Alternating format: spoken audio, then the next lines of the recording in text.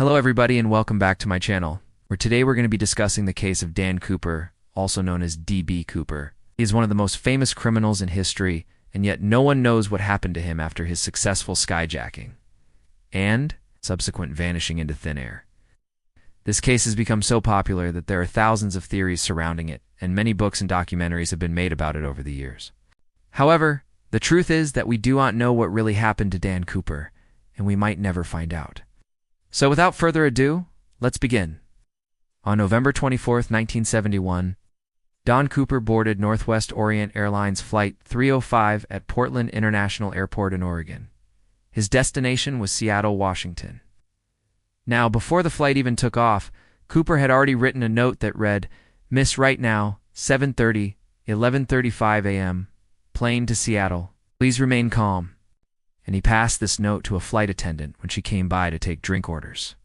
She understandably thought nothing of it at the time, but later on it would become evident that the note was actually part of a larger plan. After takeoff, Cooper ordered a bourbon and soda. The pilots soon noticed that they were having some trouble with their hydraulic system. And while troubleshooting this issue, the pilot did not notice Cooper slipping out of his seatbelt and moving to the back of the plane, where he proceeded to tie up both of the flight attendants with a black nylon rope. The passengers, too, were instructed to move to the back of the aircraft and tie themselves up. Cooper announced that he had a bomb and wanted $200,000 in ransom and 2 parachutes. The pilots agreed to these demands and returned to the airport in Portland. Once the plane landed, Cooper opened the back of the plane and jumped out with a large amount of cash, and then he disappeared. That's right.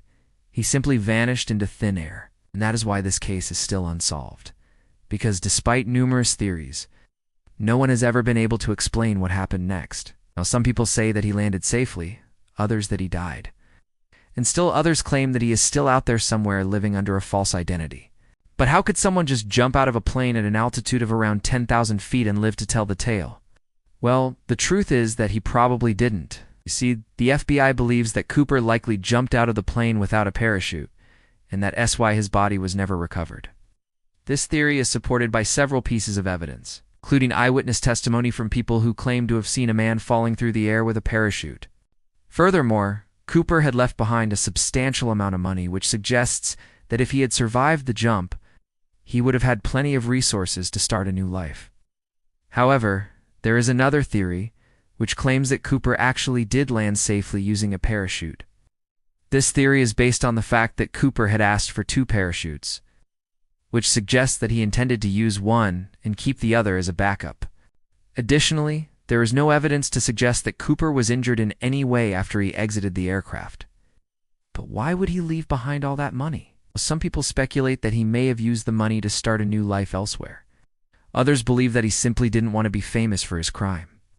Maybe he just wanted to disappear. So what happened to Dan Cooper? Well, we may never know for sure. However, the evidence does seem to point towards the conclusion that he likely died after jumping out of the plane without a parachute. Nevertheless, it is important to remember that this is just a theory, and there is no concrete evidence to support it. There are many unanswered questions in this case, and it is possible that we may never get all of them answered. But here's the thing.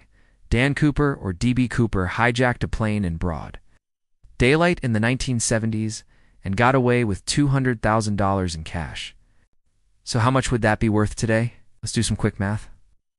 The Consumer Price Index is a measure of the average change over time in the prices paid by urban consumers for a basket of consumer goods and services. According to the Bureau of Labor Statistics, the CPI in 1971 was 14.7. The CPI in 2022 is 296.7. To calculate the equivalent of $200,000 and $1,971, we can use the following formula. Multiply the $200,000 by the ratio of the CPI in 2022 to the CPI in 1971. 200,000 times 296.7 divided by 14.7 equals 3,985,000. So $200,000 in 1971 is equal to approximately $3,985,000 in 2022, although the FBI believes that Cooper jumped out of the plane and presumably died.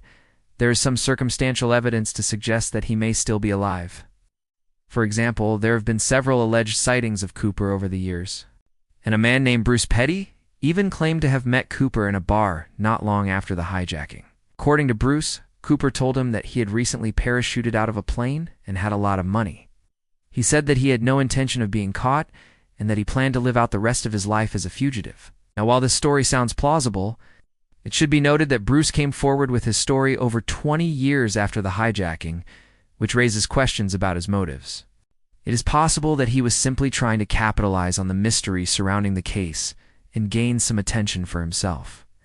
Furthermore, there is no concrete evidence to support Cooper's claim that he successfully parachuted out of the plane. In fact, the FBI believes that Cooper likely jumped without a parachute, and that SY's body was never recovered. However, it is important to remember that this is just a theory, and there is no concrete evidence to support it. There are many unanswered questions in this case, and it is possible that we may never get all of them answered. It's true that if Cooper did parachute out of the plane, he would have needed some training. Now, it's also true that the FBI found out that Cooper had served in the Army at one point, and during his service, he had gone through some basic training in parachuting. However, the FBI found out that he was discharged with the rank of sergeant in 1960, which means that he wouldn't have had any recent experience in parachuting. In addition, Cooper had no criminal record and no history of mental illness, which makes it unlikely that he would have attempted such a dangerous stunt.